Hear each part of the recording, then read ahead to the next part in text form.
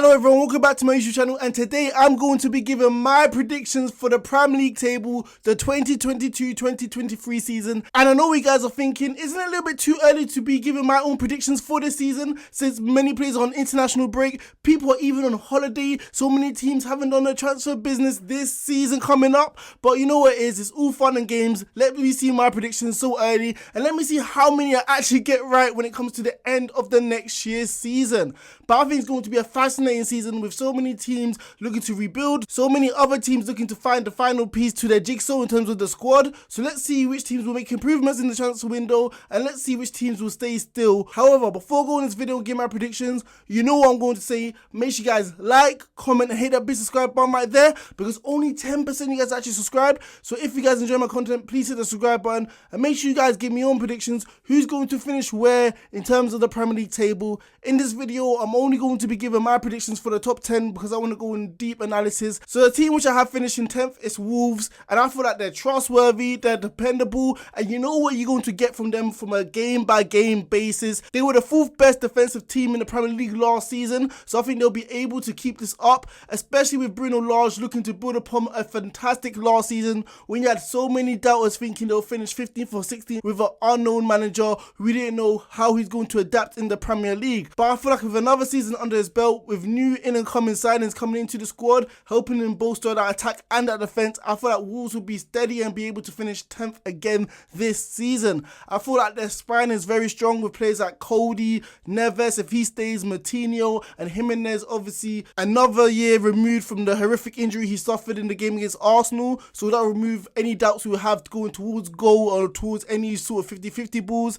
But in terms of the whole squad, I feel like Wolves are trustworthy. Like I said, you know what we're going to get, and I just feel like they have that Premier League proven experience. I feel like they'll be able to adapt through hardships of seasons. They're not going to be phased by the moment, losing 5 or 6 in the bounce, because they have trust, experience within their squad, and they have a great structure due to their manager, who has shown on numerous occasions against top sides he knows how to make that in-game adjustment against top teams, like he did against Manchester United and Chelsea, getting very important results. I feel like Molineux is a very hard ground to go to, so I feel like so many teams will find it hard to pick up wins. I don't feel like Wolves will potentially be good enough to finish 9th or 8th, just because I feel like going forward they don't have enough talent. We saw that the 4th or 5th worst goal scoring record last year, and we haven't really been seeing them linked with any major new signings going into their squad. So the next team I have finishing 9th is Leicester City, and I know you guys are probably thinking I have them one spot worse than they finished this season, but I think it's going to be a steady Eddie good season for them if they actually finish 9th. I feel like the Leicester City fan base must get out of their head that they can potentially finish 5th or even 4th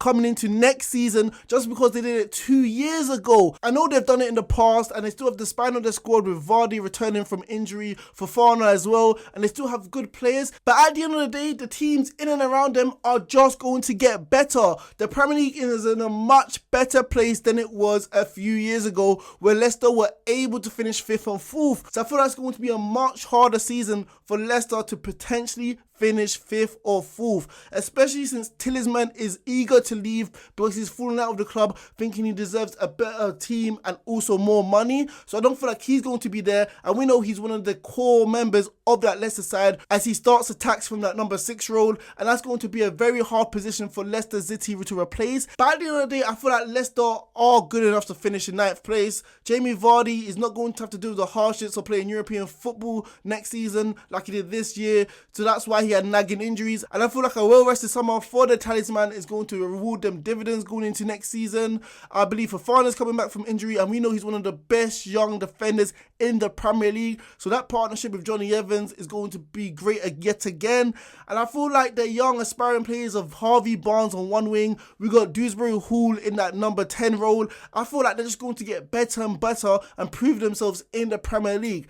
Overall, I just don't feel like Leicester will be able to push on. So the next team I have finishing 8th is Newcastle United, and I just feel like they're going to get better and better, with the fans feeling rejuvenated since they got a new manager they can actually back, a product and a system and they can actually back, and owners who are going to back them in terms of new Premier League players. Why wouldn't Newcastle finish in 8th position? And I know what people are thinking. come on man, Newcastle was pretty much too early to predict them into a top half finish. But at the end of the day, look where they were last season in December. They were pretty much 20th, 19th or 18th in the relegation zone. No one gave them a chance of surviving, and they finished 12th, going on an epic run. So imagine Eddie Howe having a full season under his belt to get the best out of his Newcastle players. Imagine Bruno Guimaraes, who literally lights up St. James's Park, has in a new season under his belt. Joe Linton, Joe Willock, other players, established proven Premier League players like Trippier, Burn at the back. These guys are going to flourish in a system they can actually have a preseason to adapt to. So I really trust Newcastle to punch above their weight potentially and reach 8th place. Obviously, they're going to have summer signings to bolster the squad. And what I love so much about Newcastle right now, especially at the latter end of last season, is that they are not Saint-Maximin centric. They got other players who can win you games, other players who can create real impacts on the pitch, and potentially on the pitch, that's going to free up Saint-Maximin. So many teams aren't going to be able to double team Newcastle's key talisman on that left hand side. Also, I feel like St. James's Park is going to be a massive atmosphere. It's going to be hostile. So many teams are going to hate going there because the Newcastle fans, like I said earlier on, finally believe in a product, finally believe in a manager they can fully back, and I just feel like the energy is just going to be oozing out of them going into this new season. So the next team I have finishing 7th is West Ham United, and you know what, hold my hands up. Last season I doubted them, and I'm not going to doubt them yet again to finish what? In the lower half of the table. Of course West Ham are going to finish in the top half and potentially play Europa League football next season. And the reason why? The reason being is the David Moyes effect. I am done doubting this manager who's proven not only at Everton but even at West Ham, whatever system he plays, whatever personnel he puts onto the pitch, he is always able to get results. His teams always have a nice blend of physicality with blend of quality, whether that's Fellaini in the midfield for Everton or that's Souček and Rice nowadays, whether that's Morales, whether that's Pina in the final third for Everton, or that's Bowen on one wing and Antonio up front. Also, I know people are thinking maybe Declan Rice will leave and Bowen, but we know David Moyes has made it clear that if you want to sign Declan Rice, you're going to have to pay £150 million to sign him, and we know so many clubs do not value the English midfielder at that price. So I think he's going to stay another season at the club, and we know he is one of the core members in that West Ham side, one of the players of the season last year. So I feel like he's going to play a massive role yet again to get West Ham a 7th place finish. So I feel like Bowen will go strength to strength as well. Obviously England international now, looking to prove himself when it comes to the World Cup in the winter, and I feel like Antonio is going to be Antonio, the bullish striker who we know him to be. I also feel like the West Ham board have no choice but to back David Moyes because he has rewarded them with 6th place finishes, 7th place finishes, so they must back him in the transfer market because we know West Ham have a thin squad and are going to play in Europe when it comes to the Conference League. So the next team I have finishing 6th is actually Arsenal. I feel like the pessimism will linger into this season, especially since they choked away finishing 4th in the Champions League. And this is simple math. Literally, think about it. If Arsenal couldn't finish 4th place in the Champions League spot last season when they were playing once a week football, knocked out of the FA Cup very early, their players feeling very rested and energized going to every single game, how on earth am I going to predict them to finish 4th this season when they're going against obviously a new rejuvenated Manchester United, Chelsea, Liverpool? Conte has his men played for Tottenham, and we even got Manchester City who we know them to be. So how on earth are Arsenal going to compete with them? Other sides have gotten better and better, and that they're going to be playing Europa League football when they have a very thin squad. They're going to have a massive transfer window if they have any chance of finishing higher. Look at it. Lacazette has left, Aubameyang left in January, and if you're telling me Nketiah is going to be your main man in terms of finishing into a top 4 race, you are delusional. He is nowhere near good enough. And will Arsenal really invest in their squad? Will they do it? Because we know Arsenal's owners, we know how stingy they are when it comes to budgeting and investing in the squad when it comes to signing new players. And even if Arsenal do sign players, they're going to have to get experienced, proven players who we know can play at the highest level to complement the young aspiring aspiring talents Arsenal do have. So will Arsenal's owners do this? That's one thing, when we know across the decade they haven't really been famous for doing it. And second of all, if they do this, will Arteta be able to manage them? Because we have seen him in the past, his tyrannical rule when it comes to Arsenal. He likes players who listen to him and cannot deal with strong, egotistical personalities. So imagine if another Aubameyang walks through the door. Imagine if a Ozil walks through the door. Imagine if a Saliba or Guendouzi walks through the door. Arteta cannot deal with this, and we know what he's famous for doing. As soon as he can't deal with this, he lets them go. Sometimes that's a good thing, but if you're a top manager, you're able to get the best out of these sort of players. So even if Arsenal do go ham in the transfer window, I don't know if Arteta is the right man to get the best out of those experienced, proven players. So the next team I got finishing 5th is Manchester United. And I feel like this isn't any real surprise for any fans. They're under a reconstruction, a rebuilding job. And it's going to take them time for them to really compete for a Champions League spot. But I feel like they will show signs of improvement. But there will obviously be certain setbacks because it's going to be Ten Hag's first real chance managing a team in the Premier League. So let's see if he's going to be able to adapt his style in this new league. And straight away, it's already June the 7th, only 7 days into the transfer window, and I like what he's doing already. He's getting the players who are not going to fit his system, the players who have really created this toxic atmosphere in the dressing room for Manchester United, and he's letting them go for free. Players like Pogba, Mata's been a good servant, but Matic, these old age players who are not obviously good enough to play for the team. So to get those sort of players out of the squad who are either not going to be good enough to live up to the high pressing football, or players who are just not going to do it because they don't believe in it, is going to pay Manchester United dividends when it comes to the new season. I like Manchester United above Arsenal just because of the pure talent they have. They have world-class players who are going to be able to win them games they really shouldn't be winning. We saw it under Ole Gunnar Solskjaer in his reign. They were pretty much freestyling, and players like Bruno Fernandes, even Ronaldo earlier on in the season, winning them games they really shouldn't be winning. Even players like Sancho, who showed glimpses and signs last season at Manchester United that he's a very talented player. And I feel like Manchester United just got too many talented players for them to finish below Arsenal. And then put this with a very good manager, Ten Hag, who's going to get them playing the right way, a system which is more team orientated, a system which puts the team before certain players. I just feel like this is going to make Manchester United a more consistent juggernaut when it comes to the new season next year, along with new signings who are going to be able to adapt to Ten Hag's new system. Players like Van der Beek returning, De Jong being linked with Manchester United. I feel like right now Manchester United are going towards the right direction when it comes to the new season ahead. So next team I have finishing 4th is Chelsea, and I feel like there's going to be so many football fans actually surprised by my prediction, but I got no idea why. Because if you look at their squad right now, it feels like they're taking a back step. We all know Chelsea have been one of the premier defensive sides under Thomas Tuchel. However, if you see what's happening to the squad, it looks like he's going to be depleted. Rudiger, the best defender in his prime, just walked away from Chelsea for free to go to Real Madrid. We got Thiago Silva, who's obviously going to be a year older, and it's going to be hard for him to compete and literally live up to the demands of the Premier League. We got Azpilicueta, Christensen, and even Alonso all wanting to go to Spain to Barcelona.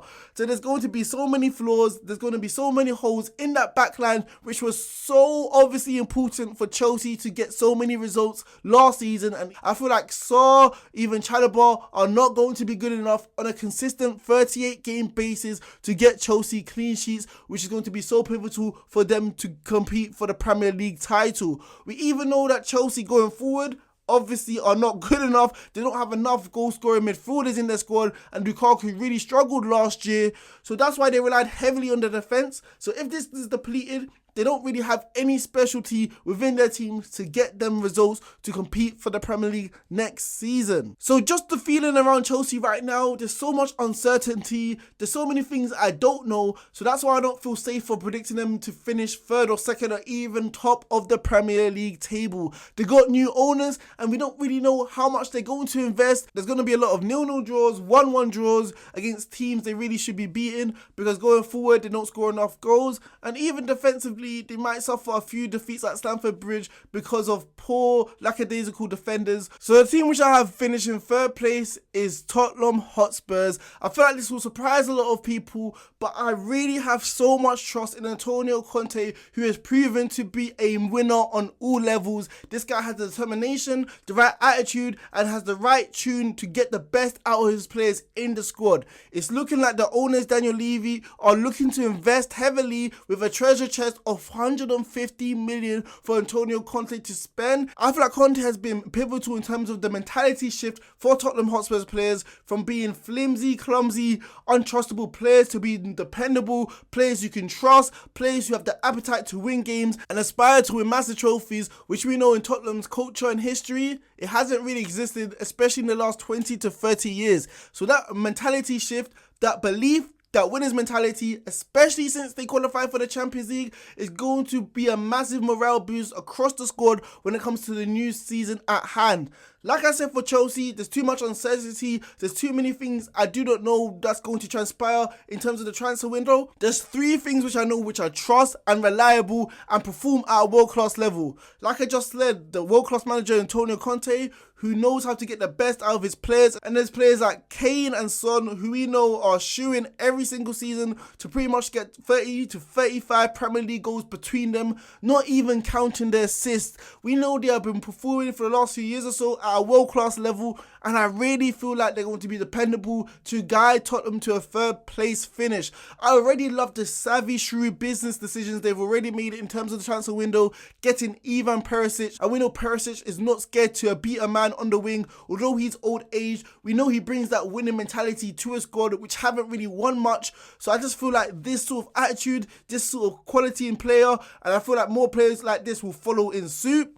It's going to make Tottenham a much more balanced squad when it comes to winners. So the next team I have finishing second, disappointingly, I do not want to say this, but I have Liverpool FC. And you know what it is? We have a world-class manager, a world-class squad, potentially the best player in the world, obviously saying that he wants another season at Liverpool. What is there not to like? The best centre-back, the best right-back, the best right-winger, the best midfielder, the best holding midfielder in Fabinho as well. We've got world-class talent, world-class players, and I just feel like we have a great system as well, which has been proven across years that it works under Jurgen Klopp. And we got a squad who are filled with winners, who have that winning mentality, never to give in and never to give up. So what is there not to like about Liverpool? But at the end of the day, when it comes to Liverpool, Manchester City, we must nitpick. That's the frustrating thing, because these two teams pretty much every single year deserve to win the Premier League since they reached 90 points.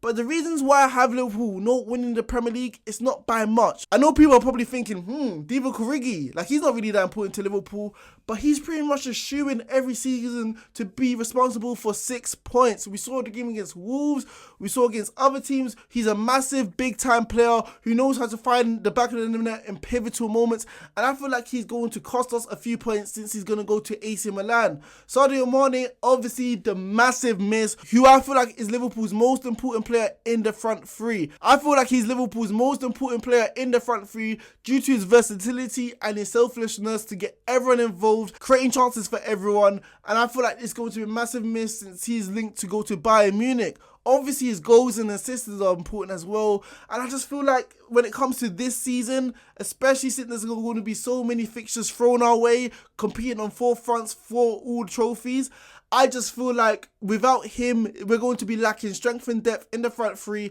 and potentially players like Minamino are going to be called upon who we know are not Premier League proven. So the team which I have finishing first is Manchester City, and it's quite simple. Manchester City got stronger, whereas Liverpool have gotten weaker. So I feel like there's going to be a little bit more breathing space for Manchester City when it comes to winning the Premier League next season. We know Erling Haaland is one of the best young players in the world right now, if not one of the best players in the world. Scrap the young tagger which I literally attached to him, because he has proven on the Champions League stage, and when it comes to the Bundesliga, he is pretty much a goal machine every single game. So he's going to bolster Manchester City when it comes to attacking talent to find the back of the net, which we know so many pundits and so many fans feel like they have lacked since they've been playing this false 9 system. And I know there's so many people in the media thinking, is he really going to adapt to Pep Guardiola's style when it comes to tiki-taka, close control football when it comes to into feet, having the IQ and the intelligence to be on the wavelength of players like Foden, Kevin De Bruyne, and even Bernardo Silva? Will Erling Haaland be able to adapt? And it might cost Manchester City, but the beauty of their squad, they have so much talented players, they have so much squad depth. So even if Erling Haaland is suffering from bad form, Manchester City can literally go back to what made them so successful in their last 2 seasons, playing a false nine system, which led to them winning the Premier League back to back. So that's pretty much not even a worry for Manchester City. And the difference between Manchester City and Liverpool is the fact that Manchester City are not over-reliant on certain players. We saw Kevin De Bruyne at the beginning of the last season was injured and lacked form. Bernardo Silva carried them through phases. Even Diaz injured in March and April when it came to the Champions League run, and even the Premier League. Laporte and Stones were massively incredible in those few games he missed. If we compare that to Liverpool, Van Dijk we know is massive. Trent Alexander-Arnold's the only right back, official right back at Liverpool squad. And we know Mohamed Salah, what he brings. And Thiago, if he's missing, there's no one like him within our squad which we can replace him with. So if Liverpool suffer a massive injury, I feel like this will change the whole complexion of our starting 11 compared to Manchester City, who will continue going from strength to strength. So those are my predictions. Let me know your predictions in the comment section.